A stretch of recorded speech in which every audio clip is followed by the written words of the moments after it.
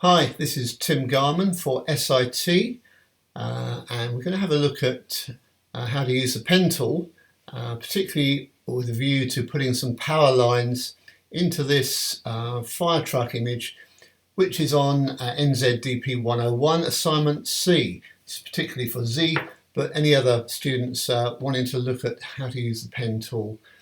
And I'm not going to do anything else to this image first of all. You'll be probably turning it to black and white. You're going to add some colour to it and restore it. So keep that in mind. All I've done is crop it to remove the original frame.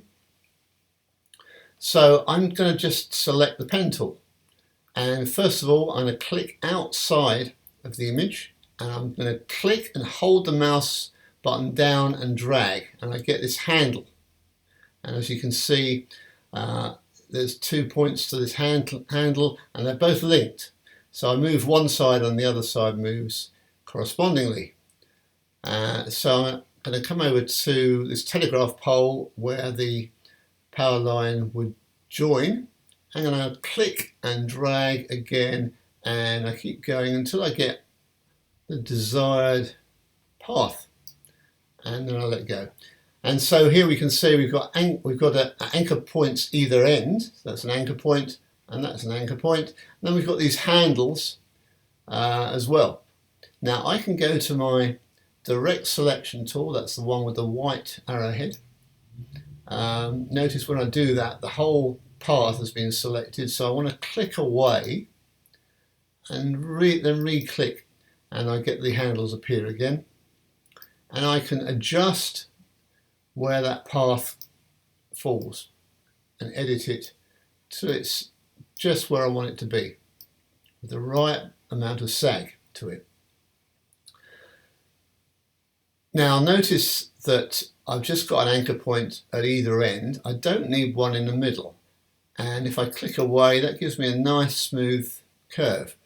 Notice it's in blue. Well, it's only in blue because that just indicates where this path is. We have to stroke the path to add a colour to it. So before we do anything else, I've noticed that one or two people have an anchor point in the centre of this path, and some students' paths are not very smooth, and often the reason for that is too many anchor points. You just need one at either end for this particular path. Now, if I go to my pen tool and pass it over the path, you'll notice that you get a little plus sign appear. Now I can click on that path and add an anchor point. And that means if I then go to my direct selection tool, this path is editable even more. We can get lots of different shapes, but of course that's not the shape that we want, but that is one thing that we can do if we wanted to. So I'm going to just remove this and draw it again and just make one more point, click and drag. If I actually drew it with an anchor point in the middle and then went up there, and I'm just going to click away now. Now you'll notice that's not a smooth curve. It's got a bit of a change of direction in the middle, and that's exactly where that anchor point is. And that's really what an anchor point does. It gives you the opportunity to change direction with the path. And obviously we can go ahead and further edit that. But this is not really what we want for this particular path. We want it to be a smooth curve. Now I could go to my pen tool and choose the pen tool with the minus symbol next to it, and go over that, and notice when I mouse over that I get the minus symbol appearing next to the cursor, and it will even do that when I'm on the normal pen tool. If I mouse over an anchor point that's already there, I can remove it. And then I can go and edit the path and get it back to a smooth curve. And that's really what we want. Just to make one or two other points, if I was drawing a much more complex path, and it's not appropriate for this particular job, but if I had a path looking like that, I'd have all those anchor points, and as you click on them with the direct selection tool, you'll see all those handles become available, and you can edit them to your heart's content to get them in the right place. And because those two handles are linked, you get this smooth curve. Now, what if you didn't want that though? What if you wanted a right angle? Well, looking at my keyboard, if I hold the Option key down, I'm on a Mac, but on a PC it'll be the Alt key. If I hold that down and then move the handle, notice then it moves independently from the other handle, and suddenly I've now got a sharp change of direction, or a corner if you like. And that would be, if you wanted to draw something that needed that, that's how you do that. What if you wanted to, or you'd already got that, and maybe you got it by accident. What if you wanted to go back to a smooth curve? Well, go back to the pen tool, choose the Convert Point tool, and just click the anchor point, and you're able to draw, click and drag, you're able to draw out these handles again, and you go back to the smooth curve. So that's really how the pen tool works. The only other thing we can perhaps talk about is we've got what we call an open path there, because it doesn't go anywhere, but we can draw a shape. We could make it any kind of shape. If I just click, I get a straight line. If I click and drag, I get a curve. And when I join up the end point, I get a closed shape.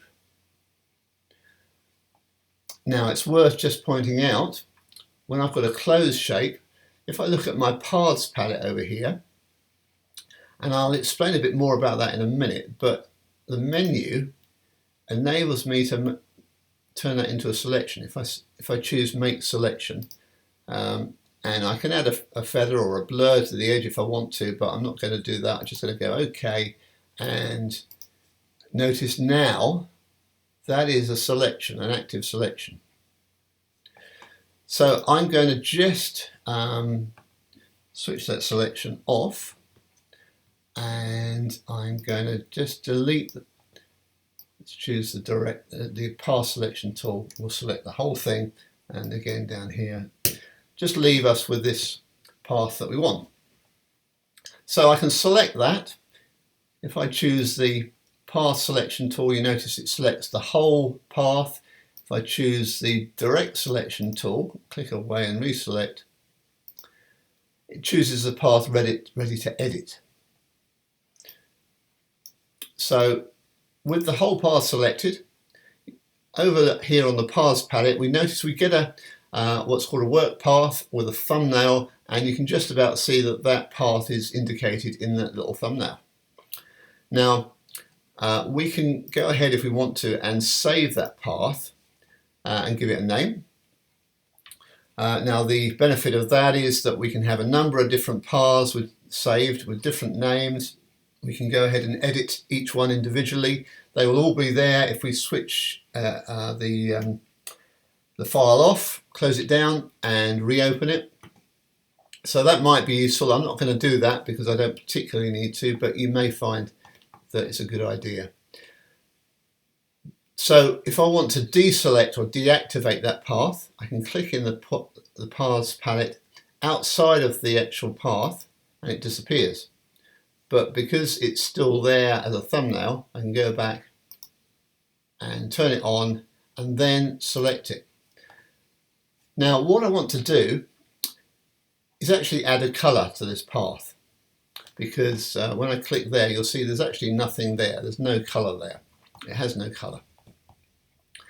So the first thing I'm going to do is decide what colour it's going to be. And I think I'll choose the eyedropper tool and just select a colour from what's here, bearing in mind that when you edit your image, you'll have a different set of colours. So I'm just going to choose a darker colour, and I've got this appear in at the bottom of the tools palette. The other thing I'm going to do is select the pencil tool from these options.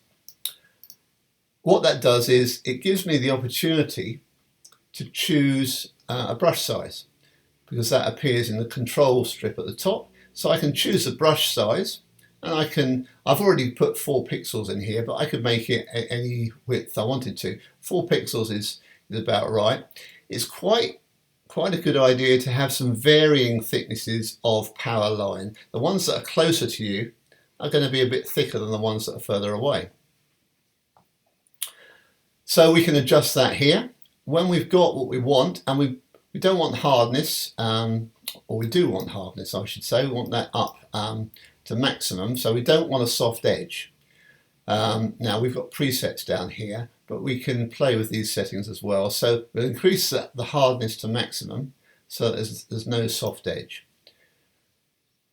Then we will reselect the path by clicking on the thumbnail, and we'll just choose the path selection tool, activate that path so it's selected, and we're going to stroke that path by coming to the menu in the paths palette, choosing stroke path. Now if you've got more than one path on your thumbnail and there's one of them selected, that will say stroke subpath, because you've got more than one path there. But in this instance there's only one, so it says stroke path, and we'll choose that. Now it gives me this option to select a number of different functions, different tools for different effects. Sticking with the pencil tool, we'll just go OK, and let's get rid of the blue path indicator just by clicking in there. And then we can see we've got a smooth curve indicating our power line. So I'm going to let you continue with that. You'll obviously want to put in several power lines, some straight. I think there's perhaps one coming down from the lamp that could be straight. 2 or 3, well probably 3 or more up here, and then 3 at least over this side as well. When you go, they want to go behind, or as if they're going behind the tyre on the roof here. So in that instance, draw the whole curve across the tyre, stroke it, and you'll do this on a separate layer so that you can access it and isolate it. If you go across the tyre, switch the path off then by clicking in here once you've stroked the path with the colour, and then just rub out the bit that goes across the tyre. Don't try and draw the path to the tyre and then draw a path on the other side of the tyre, because it just won't look as if it lines up. So just go straight across it on a separate layer and then rub the bit out that goes across the tyre.